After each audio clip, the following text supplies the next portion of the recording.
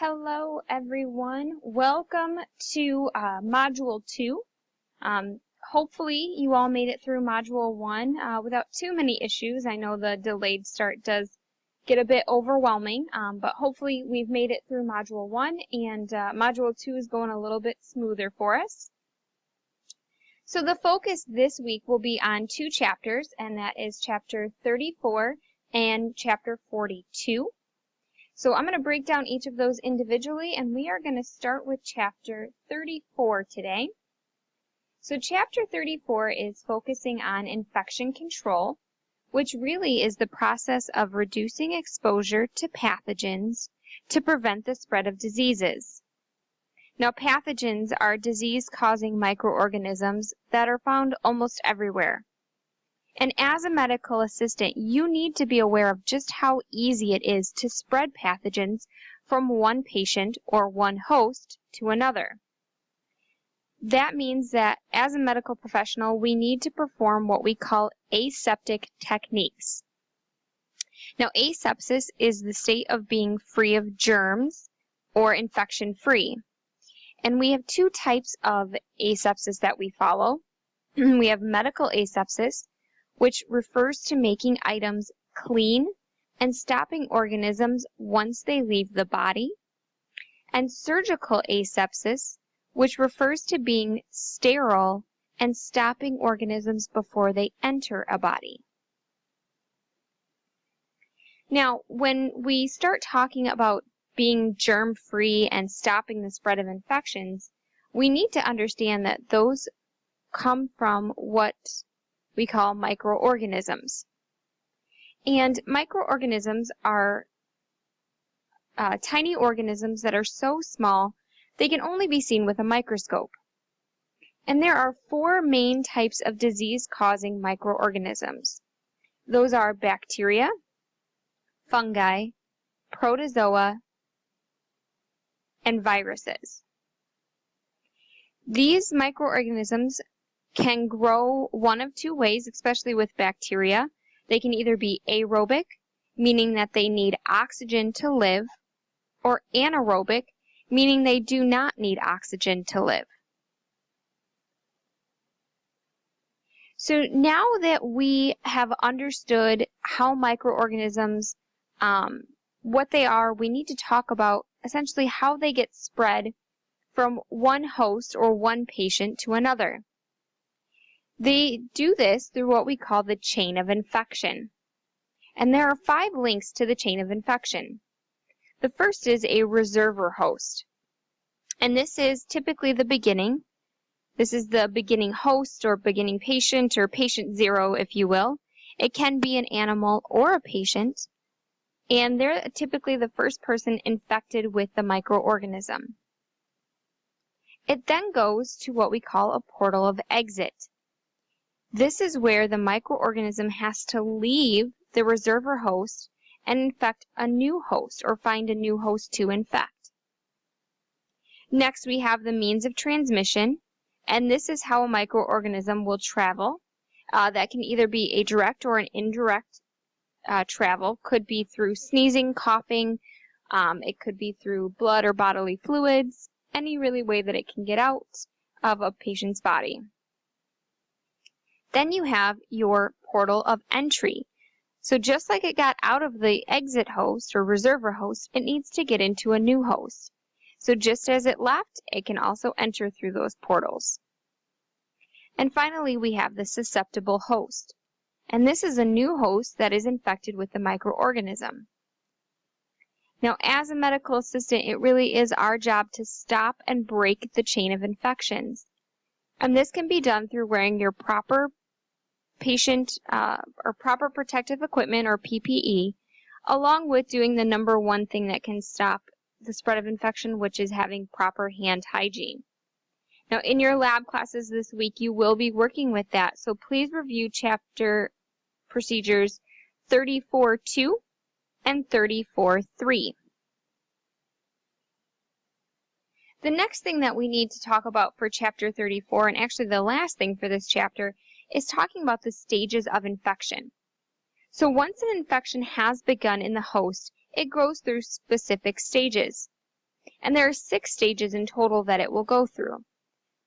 The first is invasion. This is where the pathogen will enter the body through the portal of entry. Then it goes through multiplication. This is where it starts to reproduce itself and spread its pathogen or bacteria throughout the entire body.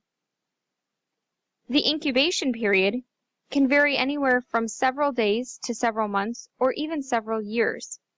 But during this time, the disease is developing, so there's really no symptoms, but it's really kind of making its way throughout the body.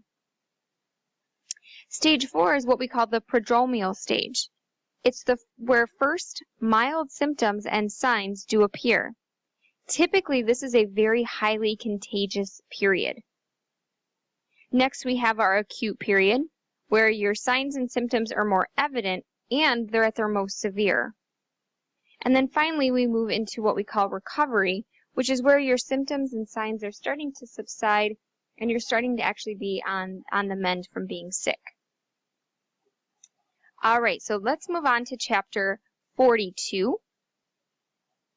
So chapter 42 is talking about assisting with minor surgeries, which is actually part of a duty medical assistants get to be a part of. So we can perform many duties that are related to minor surgery, but typically they'll either come before or after surgery. So before surgery, we need to complete the insurance forms, obtain informed consent from the patient, and typically we're going to meet with the patients and answer any questions that we can that are within our scope of practice based off of what surgery the provider has ordered. And then after surgery, what we typically get to do as medical assistants is provide those post-op or preoperative or post-operative instructions. Typically this will include how to take care of the wound, but we also sanitize, disinfect, and sterilize the instruments so they can be used in the next surgery. So when we start talking about this, we need to talk about what surgical asepsis really means because it is much different than that of the medical asepsis. So surgical asepsis is the sterile technique, and we use it when sterility of supplies and the immediate environment are required, such as surgical procedures. It is necessary during any and all invasive procedures, even those including administering an injection, making a surgical incision, working with open wounds. All of those are where surgical asepsis will be important. Now, there are some guidelines or rules that you need to follow when it does come to surgical asepsis. For example, you need to use a surgical scrub and sterile gloves. You cannot just do a medical hand wash and that will be enough. You have to use a surgical scrub brush with surgical soap and sterile gloves so that way there's no chance of any bacteria or microorganisms getting into a patient's body. You need to make sure that you are using a surgical sterile pack, and those are typically prepackaged.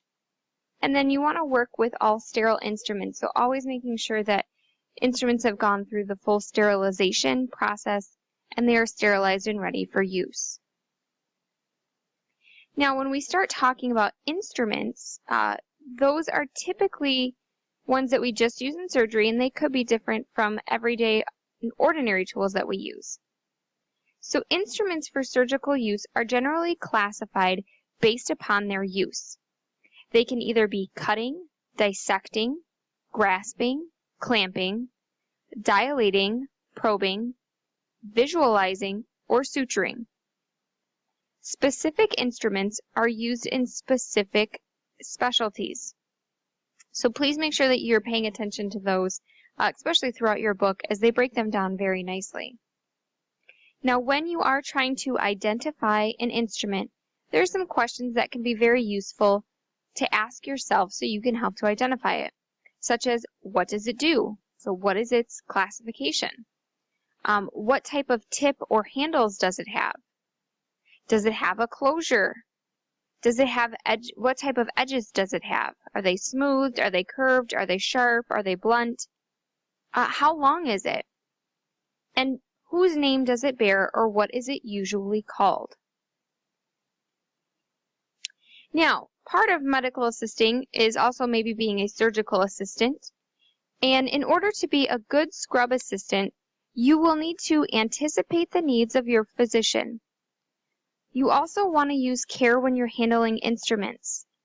So when you're handing an instrument to your provider, make sure you do so firmly, so that way that it doesn't slip out of their hand.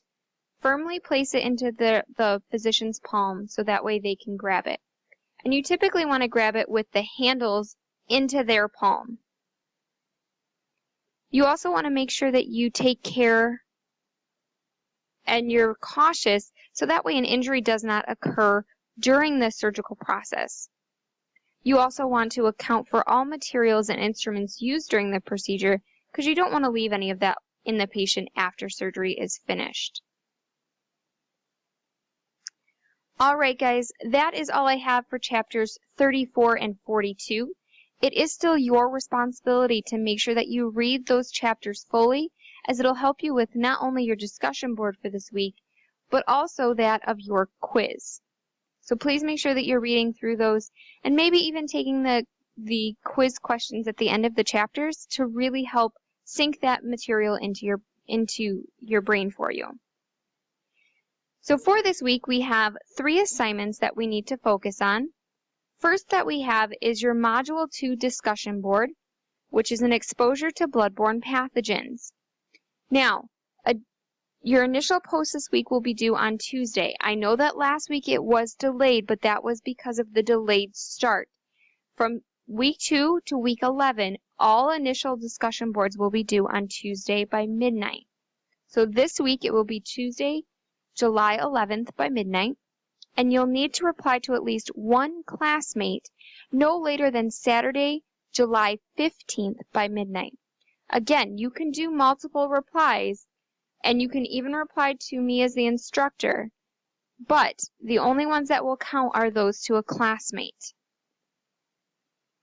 Also this week, you have your first written assignment, which is looking at the hepatitis B vaccine information sheet, or VIS, and creating a summary for that. This will be due on Sunday, July 16th by midnight, and there is a rubric in your Module 2 course folder.